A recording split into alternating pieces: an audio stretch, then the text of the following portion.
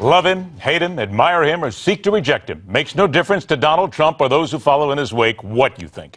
Despite or because of the fact he's never held an elected office in his life, the current GOP leader is seen by many as the only person who can put America straight. We know plenty about the candidate slash billionaire slash reality show star, but what about those followers? What is it that makes them tick and has turned them into the driving force behind the Donald and his desire to become the president? Join us as we delve deeply into the psyche of these who will not be swayed by gaffes or guffaws.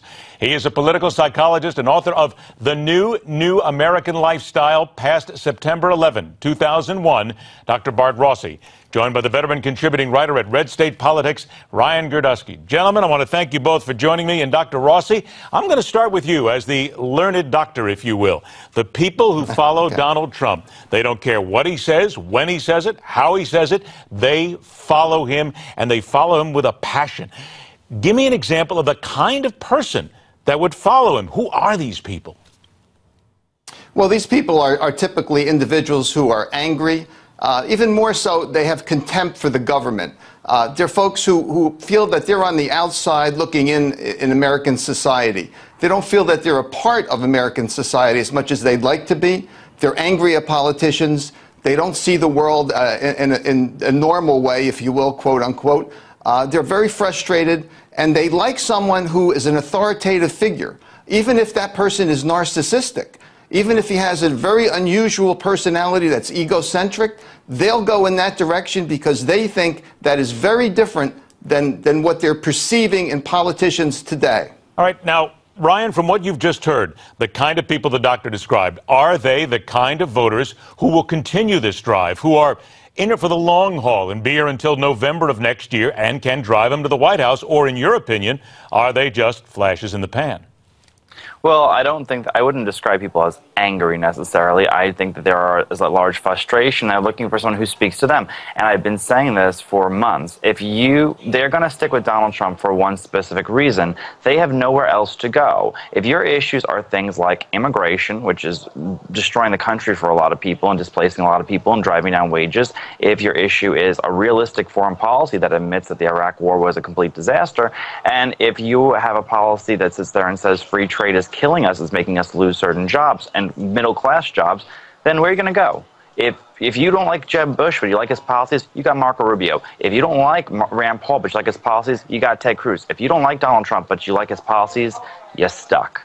So, Dr. Rossi, there are those people who would say that Donald Trump has insulted Latinos. He has insulted women. He's insulted a number of people. Matter of fact, even today, he talked about Joe Biden being a plagiarist. So what is it then about these people, and what is it that drives their anger that lets them get over all this? Doesn't make a difference. It's okay. We don't care what you say because we want what you've got.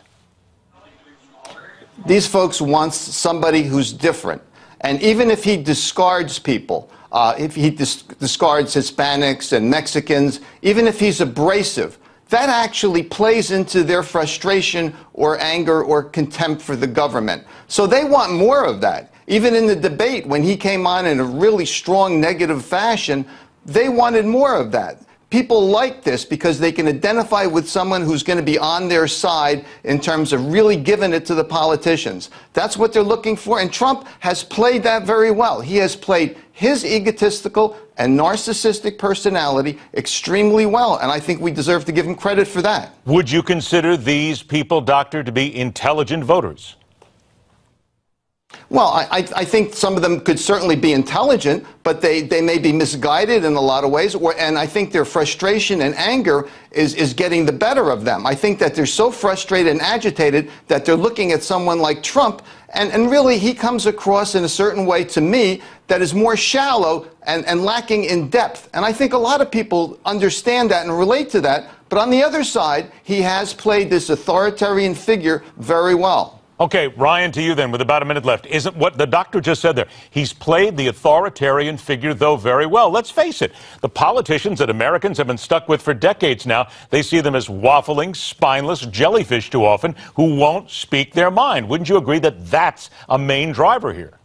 That is part of it, but also I would say is his position on immigration, which is the most honest and truthful. And not to mention the fact that he polls best with Hispanics than any other Republican, including Jeb Bush. Donald Trump polls extremely well with women. He gets 1 in 5 female Republican votes.